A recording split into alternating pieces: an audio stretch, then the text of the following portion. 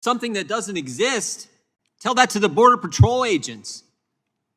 They got till November 1st. If they don't get a vaccine, they're fired.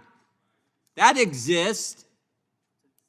Tell that to the healthcare workers who just got canned in New York. The heroes, you all called them heroes. We all called them heroes because they were a year ago. Tell that to them. Something that doesn't exist. That is the dumbest thing I've heard said today. Holy cow. Tell the Border Patrol agents who've been busting their tail for now month after month, record illegal crossings every single month. March was the highest month on record until April. April was the highest month on record until May. May was the highest month on record until June. June was the highest month on record until July. 212,000 illegal encounters in that month alone. Something that doesn't happen. They're going to lose their job if they don't do what Joe Biden says. And you say something that doesn't happen. Oh my goodness. You said this was a waste of our time. This is maybe the most important thing we can talk about, the freedoms that are being taken from the very people we represent, something that doesn't exist. You got to be kidding me. This is kind of stuff that just ticks me off because this is so basic. The Constitution, I mean, this is fundamental liberty we're talking about, people's livelihoods, and you give us a lecture on something that doesn't exist. Will the gentleman yield then? No, I will not. That is truly unbelievable. These Border Patrol agents, they know it exists. They know it exists. Oh, and here's the irony of that one. We just had a briefing from Mr. Mayorkas, Secretary Mayorkas. You know what he said? When the people who violate the law come across, they're offered a chance to take the vaccine. They get a choice. They get a choice, but not the guys who busted their tail, working hard, protecting us. All they get is attacked by you guys. If they happen to ride a horse, they get attacked by you guys. They don't get a choice. No, this exists. This is a darn good amendment from my friend and colleague from North Carolina. This definitely exists. It is a fundamental issue the country is dealing with as we speak. Reserves. The gentleman from Kentucky is recognized. Mr. Speaker, I yield all of our remaining time to the great gentleman from Ohio, the ranking member of the House Judiciary Committee, Mr. Jordan. The gentleman is recognized. Thank you, Mr. Speaker. I thank the gentleman for yielding. Americans want safer streets, affordable gas, and freedom. Instead, Democrats give us record crime levels, record inflation, and another bill attacking President Trump, sponsored by the guy who spent years misleading the Congress and, more importantly, the country on Trump-Russia investigation, on Mueller investigation, on impeachments. Remember when the sponsor of the bill said that his office didn't meet with the whistleblower? Found out that wasn't true. Remember when the sponsor of the bill told us that we would hear from the whistleblower during impeachment? We'd actually have real process instead of having hearings and depositions in the basement, in the bunker of the Capitol. Remember when the sponsor told us this? That there was more than circumstantial evidence that President Trump colluded with Russia? That turned out to be false. Bob Mueller said it was false. Everyone knew it was false. In fact, it was such baloney, even the Washington Post has had to retract and change things from stories because they said, oh, yeah, there was a lot of false information in that dossier that they used to go spy on President Trump's campaign. And I think this is important to understand. Sponsored this legislation wasn't just any member of Congress, Mr. Speaker. He wasn't just any chairman of a committee in Congress. He was the chairman of the Intelligence Committee, the committee that gets additional information from anyone else in the country making those claims that were not accurate. So maybe instead of having another bill that attacks President Trump because Democrats are afraid he's going to run and he's going to win in 2024, so they want to do everything they can to attack him. Maybe instead of another bill attacking President Trump, we should actually focus on things that the American people care about. You know, you can attack President Trump all you want. I know one thing. A year ago, the border was secure. Sure was. A year ago, cities were safe. Safer than they are today. A year ago, we didn't have a 31-year high inflation. We actually had wages going up, real wages. A A year ago, we didn't have a Department of Justice attacking moms and dads, putting a label, a designation, a threat tag on parents who simply go to school board meetings and speak out against a racist, hate America curriculum. No, we didn't have that a year ago. But you guys can keep attacking the president all you want, not addressing the issues that the American people care about. We're going to speak about the issues they care about. We're going to try to do everything we can to slow down your crazy agenda that is driving up the price of everything. We're going to speak out against and do everything we can to make sure the Department of Justice quits attacking parents. God bless the whistleblower who came forward and gave us the information, sent from the Counterterrorism Division of the FBI. We could be dealing with that issue today. We could be holding the Attorney General accountable, the Justice Department accountable for what they're doing. No, no, no. We're going to attack President Trump again. Democrats, that's the only thing they can do because they can't talk about anything else. I hope we defeat this bill. Yield back my time. What purpose does Mr. Jordan seek recognition? Thank you, Mr. Chairman. Move strike the last word. Gentleman is recognized. The Democrats have a bill that says to political jurisdictions, if you change your law, if you do it the way we want you, we'll give you money. And our colleague from North Carolina comes with an amendment and says, if you engage in certain behavior, we're not going to give you that money. It is entirely relevant. The chairman has twice now used the term irrelevant. This is as relevant as it gets. Last week, the Democrats started off the week with one of our colleagues from Detroit saying no more policing. We just heard the gentleman from Rhode Island say the Democrats haven't talked about defunding the police. No, that's not what I said. One of their members said last week, we haven't talked no about more policing. No more policing. And let me just, the Democrat-run cities, New York City cut $1 billion from its police department's budget and saw a 97% increase in shootings. Los Angeles cut $170 million from its budget, saw an 11.6% increase in homicides. Austin, Texas, $150 million cut, 50% spike in homicides. Portland, Oregon, a $12 million cut, eliminated 3 police units. Shootings went up 173%, murders up 25%. I would bet the people, the residents of those communities think this amendment is relevant, for goodness sake. Democrats started the week last week saying, get rid of police. They ended the week with one of our colleagues, Democrat colleagues, being admonished by a judge for the ridiculous things that they said. And somehow the gentleman from North Carolina's amendment's not relevant? Are you kidding me? This is as relevant as it gets, as timely as it gets. And I hope we could actually agree on something and adopt the gentleman's amendment. With that, I yield back. Is recognized. Thank you, Madam Speaker. Democrats prevent Republicans from serving on the Select Committee. Democrats kick Republicans off standing committees. Democrats try to make D.C. a state. Democrats try to end the filibuster. They try to pack the court. They do secret impeachment hearings in the bunker in the basement of the Capitol. And they just said a naval veteran is afraid of the truth. And now today they are destroying executive privilege.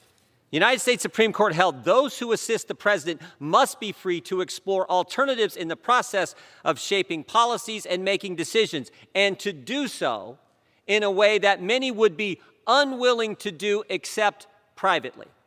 The court further stated presidential administrations of both parties have asserted that president's close advisors are an extension of the president. Who are these close advisors? Who are these individuals who are an extension of the President of the United States? Well, there's actually a bunch. But certainly the 3 most important are the National Security Advisor, the White House Counsel, and the Chief of Staff to the President.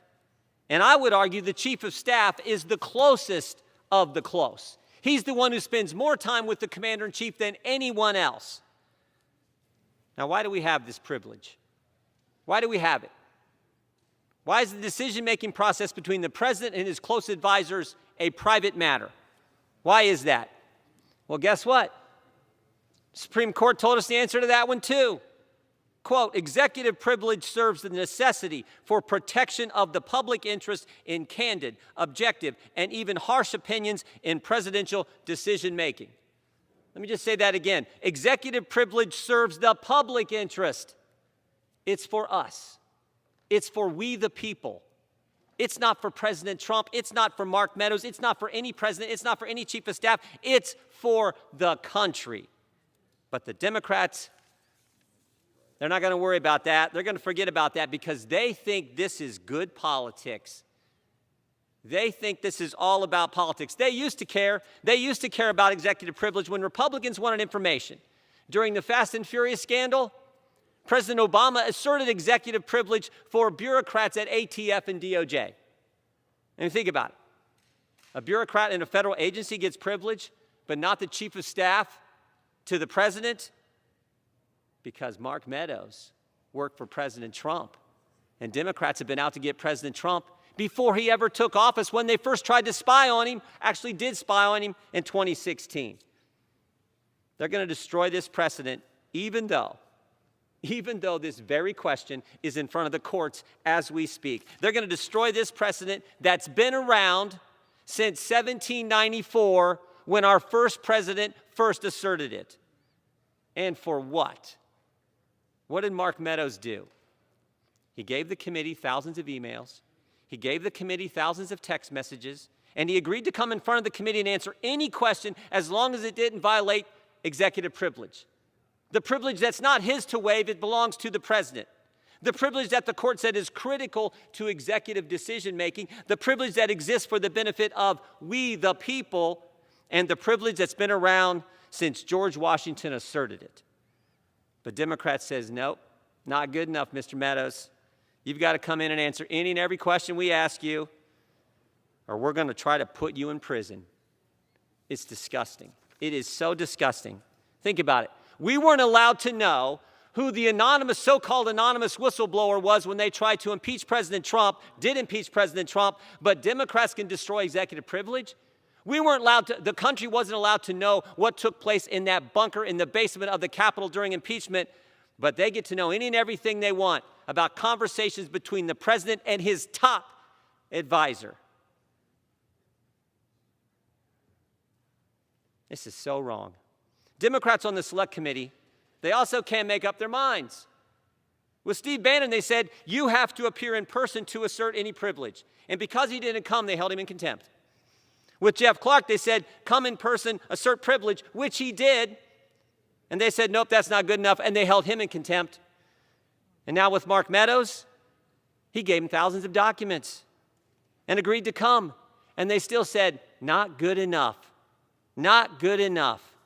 What a charade. Make no mistake. Make no mistake. When Democrats vote in favor of this resolution, it is a vote to put a good man in prison. That is what don't pretend to argue either. Don't even attempt the argument. No, no, no. This is just a House acting. The Justice Department will make a decision whether to prosecute or not. Come on. Is there anyone who believes that? It took the Attorney General all of 5 days to treat parents as terrorists. All of 5 days. If a left-wing political group can write the White House asking the Department of Justice to use the Patriot Act against moms and dads, and 5 days later the Attorney General of the United States does just that, then what do you think he's going to do when 225 Democrats in the House of Representatives ask him to put President Trump's chief of staff in prison?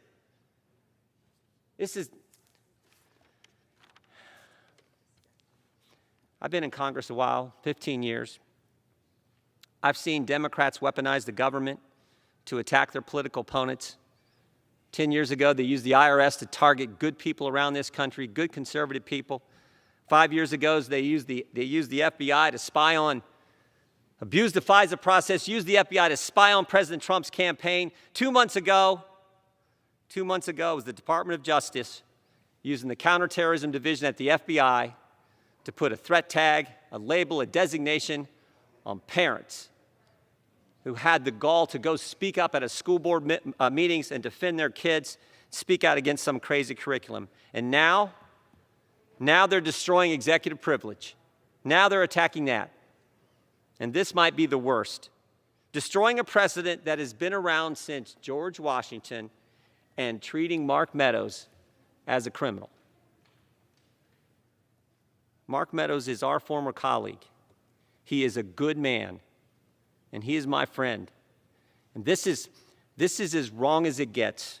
And I think deep down, everyone knows it. I think they know it as well.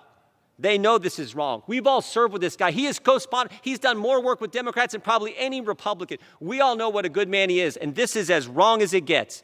You all know it. But your lust for power, your lust to get your opponents is so intense, you don't care. I hope you reconsider. I hope we don't take this action. Madam Speaker, I yield back.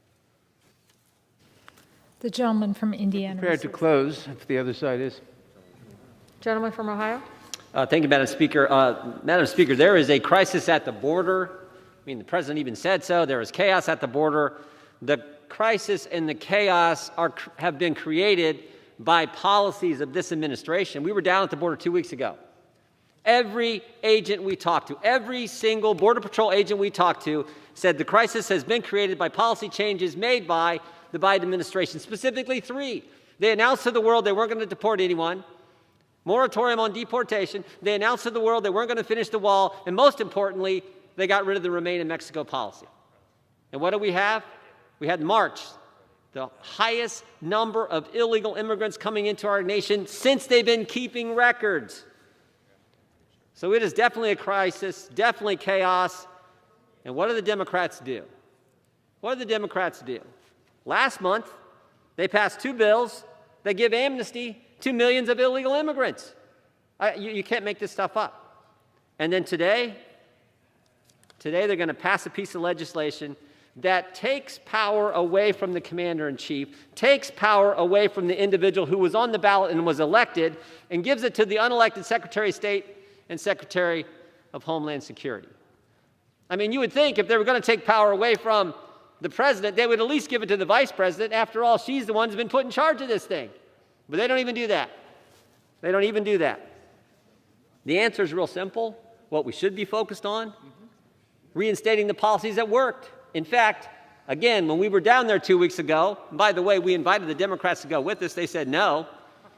When we were down there 2 weeks ago, every Border Patrol agent said reinstate the policies that were working and we don't have the problem. We don't have the crisis. But no, we couldn't do something that common sense. We couldn't do something that simple, that basic. They instead come with this legislation. Reinstate the policies that work. Don't take power away from the individual who was elected by the American people, the commander-in-chief. Don't implement crazy policies. Do the things that work. But no, that's not what we're going to do. And then after this bill's done, they're going to say, oh, by the way, bring in the lawyers. Give access to counsel to people coming into our country. It makes absolutely no sense. One of the speakers earlier said, out of many, one. That is so true about this country. But is it too much to ask to have the many who come into this country do it legally and have policies in place that make sense? Is that too much to ask? I think most taxpayers, most Americans think that makes good common sense. This bill does not. I hope we vote it down. I hope we go back to the policies that work. With that, Madam Speaker, we yield back the balance of our time. Gentleman yields back. Gentleman from Indiana. Madam Speaker, I yield as much time as he may consume to the gentleman from Ohio, Mr. Jordan. Gentleman's recognized. Thank you, Madam Speaker. I thank the gentleman for yielding. Look, we've seen the worst 10 months of any administration in history. We went from a secure border to chaos. We went from safe streets to violent crime. We've seen stable prices turn into inflation and empty shelves. The respect around the world we had is now turned into the debacle that was the exit from Afghanistan. And we went from peace in the Middle East with the Abraham Accords to thousands of rockets being fired on our friend and ally Israel, not to mention energy independence, to now the spectacle of the President of the United States begging OPEC to increase production. But what scares me most is what this administration and Democrats are doing to freedom. Every right we enjoy under the First Amendment has been assaulted over the last year. Your right to practice your faith, still places today in the country where a full congregation can't meet on Sunday morning. Your right to petition your government, your right to assemble, freedom of the press, freedom of speech, every single one's been attacked. We just learned in the Judiciary Committee from the Attorney General. National School Boards Association on last month, September 29th, sends a letter to the President of the United States asking the FBI to get involved in local school board matters. 5 days later, the Attorney General issues a memo to do just that. First sentence of the memo says this. This is the Attorney General's memo. In recent months, there's been a disturbing spike in harassment, intimidation, threats at school board meetings. We ask him a simple question. What's the evidence for that spike in threats? What's the data? What did you review? Guess what his answer was? His only evidence, the only thing he reviewed, was the letter from the School Boards Association, from a political organization. And now they're going to target parents at school board meetings, and we have the January 6th committee issuing subpoena after subpoena. 11 of the people they've issued subpoenas to were names on an application asking the government for permission to hold the rally. Independent individuals exercising their First Amendment right to assemble asked the government for permission. The government granted them permission, and now these 20 and 30-year-olds whose name are on that application, they're going to be deposed by these guys for simply exercising their first. Here's what they're asking them. Here's what they ask them. We want to know who the selection of speakers, who the speakers were and how were they selected. We want to know any communications these people who put their names on a permit, got permission from the government. We want to know any member of Congress you talked to. Wow. Your right to petition your government? That's what they want to subpoena. That's why they're subpoenaing these people? This is scary where they want to go. I mean, these questions, coordination of speakers, discussions of content. This sounds like what the IRS did to people 10 years ago when they were asking 501c groups applying for tax-exempt status. Do you pray at the start of your meeting? I mean, first it's school boards, then it's people applying for a permit. We saw what they did to people, what the IRS did to people just a few years ago. Not to mention what else the committee's doing. Preservation letters to all the carriers, all the companies. Preserve every call, every email, every text. Think about that. Every call someone made to hundreds and hundreds, supposedly, according to news reports, they've done this for. Text to your spouse, calls to your mom, preserve it all. And this is just what we know about. This is just what's been reported. I mean, now Steve Bannon. Mr. Bannon is a target of the investigation, for the investigation, because, quote, this is from the Select Committee's own report, quote, his efforts to plan political activity. That's the standard. You're involved in political activity, they're going to investigate you. We know what this is really about. This is about getting at President Trump. Getting at President Trump. Tried to stop President Trump before he was even elected with the Russia investigation. Tried to remove President Trump from office twice. While he was in office, they tried to do that. And now they're trying to get him after the fact, after he's left. All because this guy cut taxes, reduced regulations, greatest economy in the history, greatest economy in 50 years, lowest unemployment, all because he built the wall, got us out of the Iran deal, put the embassy in Jerusalem. When President Trump was president, Americans got their Christmas presents on time, but they're coming after him. The Reuters story said this: the FBI has found no evidence that President Trump or people directly around him were involved in organizing the violence. They don't care. They don't care the FBI has no evidence. Senate report said no evidence of a coordinated plan. They don't care.